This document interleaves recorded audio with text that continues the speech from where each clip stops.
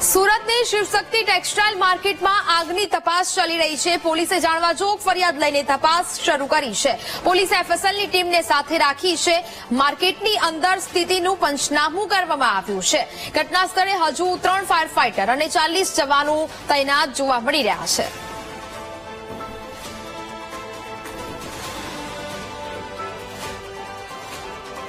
મુખ્ય વસ્તુઓ અમારે ત્યાં જઈને ઓબ્ઝર્વ કરવાની હોય ઇન્વેસ્ટિગેશનમાં અને એફએસએલ માટે જે જરૂરી કામગીરી છે એની અત્યારે આખી પ્રોસેસ ચાલે છે।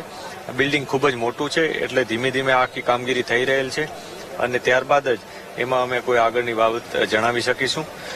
હાલમાં સમગ્ર જે બિલ્ડિંગ છે એ ફાયર વિભાગ દ્વારા પોતાના ઓલામાં છે ઓબ્ઝર્વેશન હેઠળ છે અને એના ઓબ્ઝર્વેશન બાદ જ ફાઇનલ કહી શકાય છે કે ક્યારે કોણ એન્ટ્રી થઈ શકશે કે નહીં થઈ શકે અને જેમની જે રજૂઆતો છે વેપારીઓની એને પણ અમે સાંભળી રહ્યા છીએ। એમને રજૂઆતો ઉપર અમે શું એમને મદદરૂપ થઈ શકીએ અથવા એમને જે વસ્તુની ક્લેરિટી જોઈએ એ પણ અમે એમને આપી રહ્યા છીએ।